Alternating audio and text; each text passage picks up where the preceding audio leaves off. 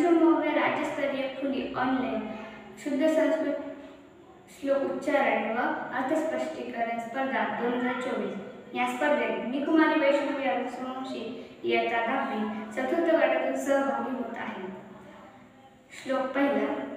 न चोरहार्यं न च राजहार्यं न भ्रातृभाज्यं न च बालकारी व्यये कृते वर्धत एव नित्यं विद्याधनं सर्वधनं प्रदानम्।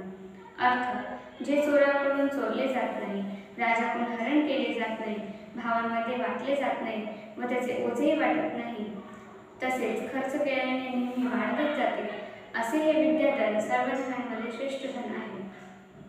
श्लोक दुसरा। विद्यानामनरस्य रूपमधिकं प्रच्छन्नगुप्तं धनं विद्याभोगकरी यशस्सुखकरी विद्या गुरूणां गुरुः विद्या बन्धुजनो विदेशगमने विद्या परं दैवतं विद्या राजसु पूज्यते न तु धनं विद्याविहीनं पशुः।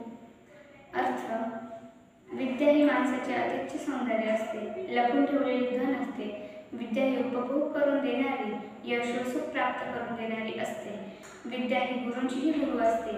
परदेशी गेला असता विद्या ही आपल्या नातेवाईकांप्रमाणे असते। विद्या ही परमदैवत आहे। विद्या राजांमध्ये पूजली जाते, धन मात्र नाही। विद्या न शिकलेला मनुष्य म्हणजे पशुबळ। अशा प्रकारे या सुभाषितांमध्ये विद्येचा महत्त्व विशद केलेला आहे। धन्यवाद।